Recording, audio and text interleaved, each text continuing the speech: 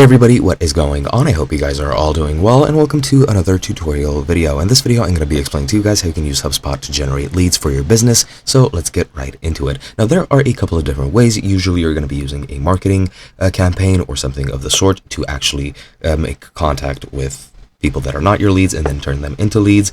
And you can do that in a couple of different ways. The first thing I'm going to show you is you can go into the marketing tab and you can use campaigns, which do require Marketing Hub Professional, or you can just go to emails and set up a newsletter, which you can then send it to people who add your email or who give you their email. You just need to click create an email and create the email that you want, and then send it en masse to all your contacts, which you add into HubSpot.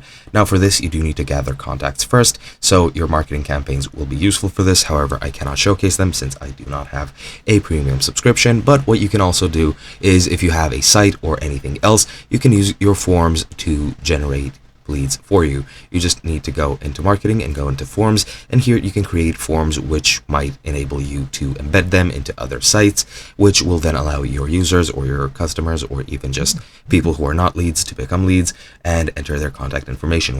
Once they enter their contact information here, they're gonna be able to get added into your contacts, and from there you can continue sending emails, newsletters, etc., etc. Now, to embed this, you just need to go into actions under the form that you want to share, go into actions, go into share, and then copy either the share link or the embed code. You can click the share link and send it to people that you want, or you can click the embed code and then go ahead and embed it onto your site. You can also embed it through the link as well if your site allows that, but that is pretty much all you need to do for this. Hope you guys enjoyed, and I'll be seeing you guys in another video.